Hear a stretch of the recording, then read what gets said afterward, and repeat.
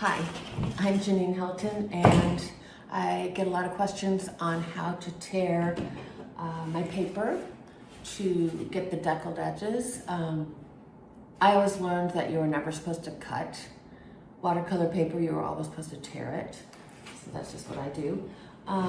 So I buy my watercolor paper in full sheets, and you can buy them individually, you can buy packs of 5, packs of 10 or whatever.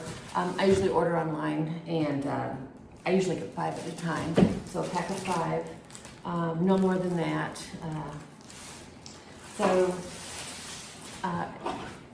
When I'm tearing 140 paper, which is what this is, it's lighter weight, thinner. I mean, you could even just fold, always, measure it, decide what size you're gonna do, but then you can fold it back and forth and do it that way. I just like to tear it, I like the edge.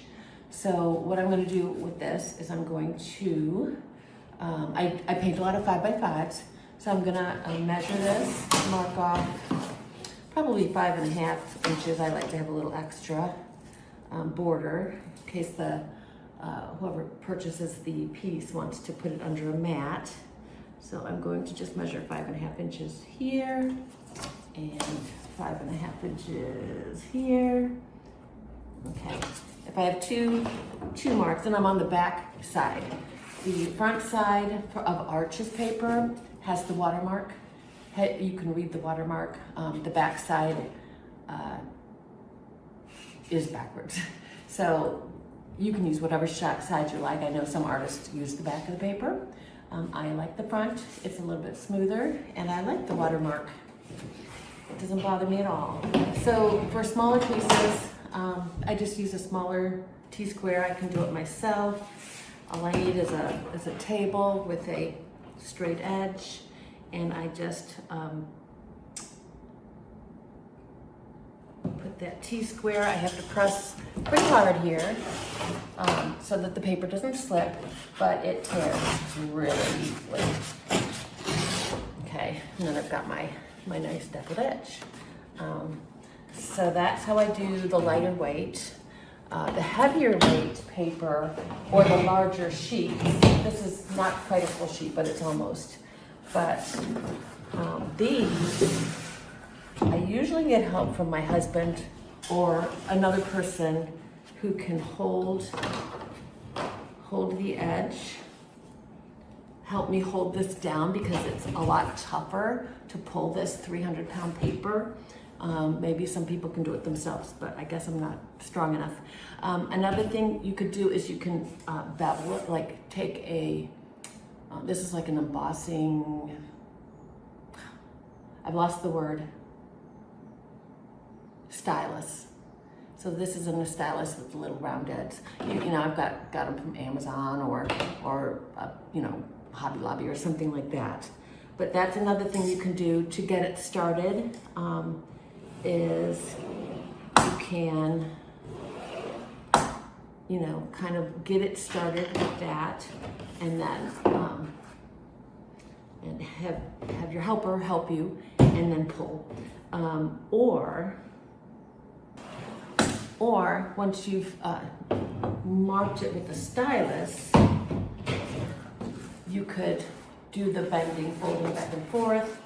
I always try not to touch my paper too much, but you can actually bend it back and forth carefully, so you don't bend the paper. And this, you can do this again with the but I don't like the edge as much. But once you do that, then this is easy. I don't need my helper. It'll just tear easily. But I don't like the edge as much. You can see it's kind of, I don't know if you can see it, it's kind of raised up and bumpy and not as neat as the other sides.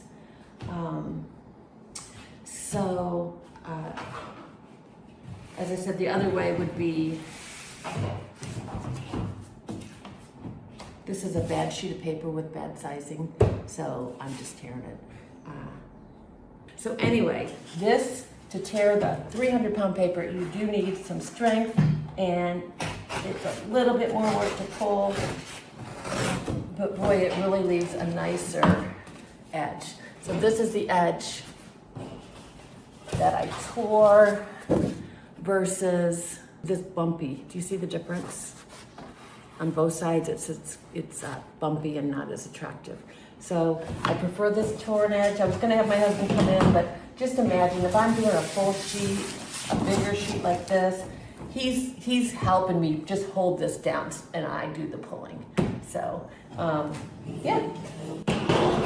Not that big of a deal. Other people have other ways of doing it. I've seen other tricks people use, but for me, it's either, do the folding back and forth if you don't have a T-square. But a T-square is great.